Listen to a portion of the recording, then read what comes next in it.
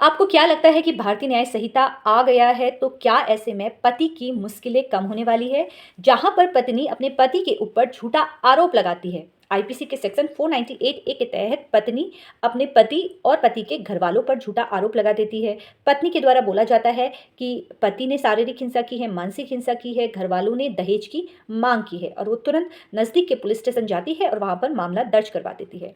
और ऐसे में पति को और पति के घर वालों को अगर वो दोषी पाए जाते हैं तो सजा होती है और साथ में जुर्माना भी भरना पड़ता है। 3 साल तक की इसमें सजा का प्रावधान है। अब सवाल ये उठता है कि नया कानून आ गया है, भारतीय न्याय संहिता आ चुकी है, तो क्या ऐसे में सजा में कमी हुई है या सजा बढ़ाई गई है? तो मैं आपको बता दूं कि सजा में किसी भी प्रकार से कोई भी कमी नहीं की गई है और ना ही इसे बढ़ाया गया है। सिर्फ और सिर्फ सेक्शन चेंज हुए हैं। सेक्शन 85 और 86 के तहत ये मामला अब चलेगा। अगर पति और पति के घरवाले महिला के साथ किसी भी प्रकार से अत्याचार करते हैं तो वहां पर महिला अब सेक्शन 85 और 86 का सहारा लेगी और उनके ऊपर आरोप लगाएगी।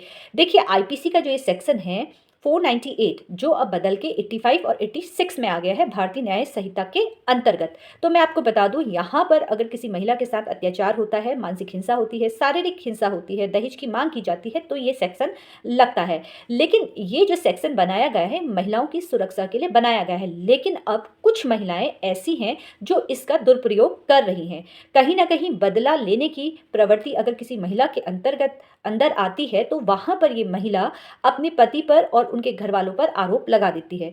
अगर पति के पास पुख्ता सबूत है, एविडेंस अगर पति के पास है, तो वो ऐसी महिलाओं से लड़ता है और केस जीतता भी है।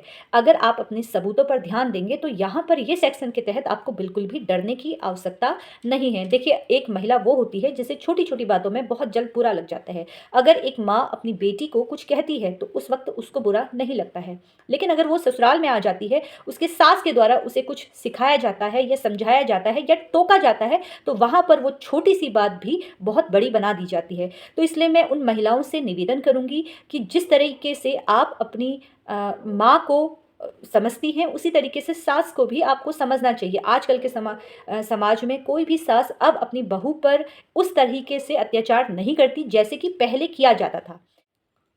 लेकिन कुछ महिलाओं के साथ अत्याचार होता है, ये मैं बिल्कुल मानती हूँ। जहाँ पर महिलाओं के साथ अत्याचार होता है वहाँ पर महिला को इस सेक्शन के तहत कार्रवाई करनी भी चाहिए। लेकिन जहाँ पर सास के द्वारा अत्याचार नहीं हो रहा है, आपके पति के द्वारा अत्याचार नहीं हो रहा है, तो मैं आपको बता दूं कि 498 ए का मामला दायर ना करें, जो अब भारतीय न्याय संहिता के अंतर्गत 85 और 86 के अंतर्गत आ रहा है। अगर आप चाहती हैं कि आपकी घर वापसी हो, आप अपने पति के साथ रहे, ससुराल से बाहर ना जाएं, तो आप इस तरह से आरोप लगाना बंद कीजिए। क्योंकि अगर आपने ये आरोप लगाया तो कहीं ना कहीं पति के घर के दरवाजे आपके लिए हमेशा के लिए बंद हो सकते हैं।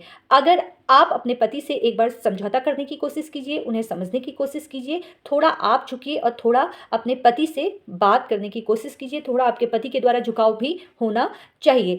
देखिए, अगर जिन महिलाओं के साथ अत्याचार हो रहा है तो उन्हें तुरंत कार्रवाई करनी चाहिए, लेकिन जहां पर अत्याचार नहीं है, पति के द्वारा या ससुराल वालों के द्वारा अत्याचार नहीं होता है, तो वहां पर आपसे निवेदन करूंगी कि इस धारा का प्रयोग ना करें। लेकिन मैं आपको एक चीज और बता देती हूँ, अगर आप झूठा आरोप पति पे लगाएंगी तो ऐसी अवस्था में आपको सजा भी हो सकती है, क्योंकि कहीं ना कहीं सबूत तो पति के पास भी होते ही हैं। इसलिए इसी तरीके से कानूनी जानकारी प्राप्त करने के लिए आप लोग मुझसे जुड़ते रहिए। अगर आपके भी प्रश्न हैं तो आप मुझसे कमेंट करके या मेरे मैसेंजर पे पूछ सकते हैं, और आप मुझसे मेरी इंस्टाग्राम आईडी और मेरे यूट्यूब चैनल से भी जुड़ सकते हैं। ऐसी ही कानूनी जानकारी प्राप्त करने के लिए आप लोग जुड़ते रहिए। धन्यवाद।